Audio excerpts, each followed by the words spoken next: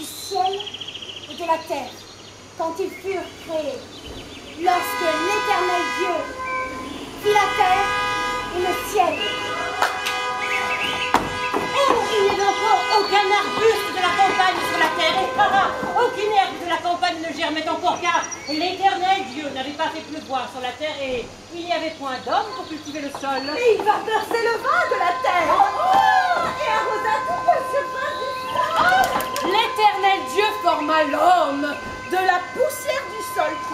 Il insuffla dans ses narines un souffle vital, et l'homme devint un être vivant. L'Éternel Dieu planta un jardin en Éden.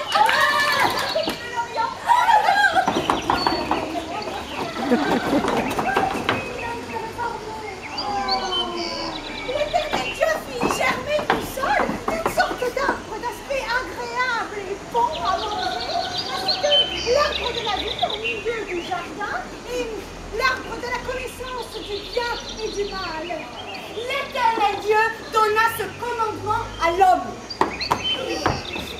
Tu pourras manger de tous les arbres du jardin. Mais tu ne mangeras pas l'arbre de la connaissance du bien et du mal, car le jour où tu en mangeras, tu mourras.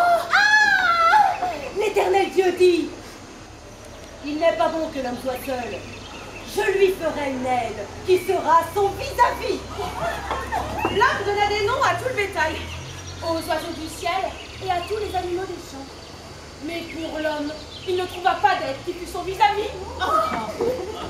Alors l'Éternel Dieu fit tomber un profond sommeil sur l'homme.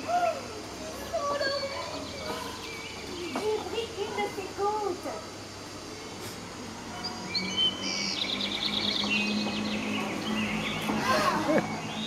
Oh, il referma la chair à sa place.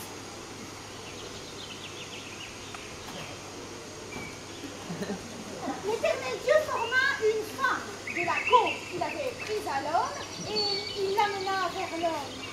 Et l'homme dit, cette fois c'est l'os de mes os, la chair de ma chair. C'est elle que l'on appellera femme, car elle a été prise de l'homme. C'est pourquoi l'homme quittera son père et sa mère, et il s'attachera à sa femme, et ils deviendront une seule chair. L'homme et sa femme étaient tous les deux nus, mais ils n'en avaient pas honte. Le serpent était le plus rusé de tous les animaux des champs que l'Éternel